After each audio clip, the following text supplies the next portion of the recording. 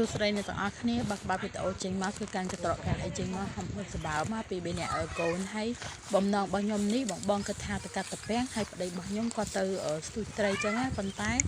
អត់មានបានត្រីបានអីទេហើយដើរទៅនេះគឺថ្ងៃក្តៅសបើមកបងគឺថ្ងៃក្តៅមែនទែនហ្មងពីબેអ្នកកូនហើយទីទៀតគឺខ្ញុំបានផ្ញើកូននៅទាំងថ្ងៃថ្មីរបស់ខ្ញុំហើយប្តីខ្ញុំក៏ដើរចោលខ្ញុំបាត់ហើយនេះគឺខ្ញុំដើរមកឆ្ងាយដែរបងនេះផ្ទះម៉ែក្មួយរបស់ខ្ញុំឡើងសន្លឹមមើលទៅឡើងសន្លឹមហ្មងហើយជុំវិញរបស់ខ្ញុំពោពេញទៅដោយប្រយាស័យហើយនឹងវាស្រូវវាស្រែអីចឹងណាបង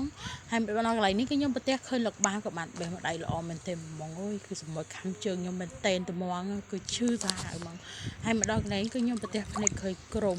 ហើយក្រុមនេះគឺធំមែនតែនមកបងនិយាយទៅមកដល់កន្លែងនេះគឺក្រុមធំមកនៅតាមនៅខាងដីក្រហមរបស់យើងប៉ុន្តែមិននៅតាមភូមិគៀកគ្នាបងវាឆ្ងាយពីភូមិឆ្ងាយមែនទែនអញ្ចឹងមិនខ្ញុំហ៊ានហូបអញ្ចឹងតែបើនៅគៀកភូមិវិញក៏ខ្ញុំអត់ហ៊ានហូបដែរហើយមកដល់កន្លែងនេះគឺប្តីរបស់ខ្ញុំគាត់បានឃើញម៉ោង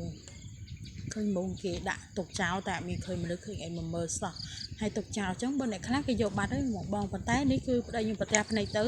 អត់មានបានឃើញត្រីឃើញអីទេឃើញតែឃើញមួយបងហើយជុំវិញរបស់ខ្ញុំនេះគឺទឹកឡើងត្រជាក់លហឹបហ្មងណាហើយគេធ្វើបញ្ចុះធ្វើអីអង្គុយឡើងហំហើយនៅខាងដីក្រហមនេះសម្បូរអ្នកមកលេងដែរបងអើយត្រជាក់ភ្នែកសាហាវហ្មងនេះបានត្រីសមួយហ្នឹងឯងដឹងមកណាពេលណាខ្ញុំអត់ផ្សត់គឺខ្ញុំមកទៅកន្លែងហ្នឹងទេបងពួកអីវាស្ងាត់ល្អអញ្ចឹងណាហើយវាត្រជាក់ស្រួលអញ្ចឹងបីអ្នកកូនខ្ញុំគឺខ្ញុំនាំខ្ញុំមកលេងហ្នឹងហើយនិយាយរួមទៅវីដេអូរបស់បងអូនមានតែប៉ុណ្្នឹងឯណាបាយ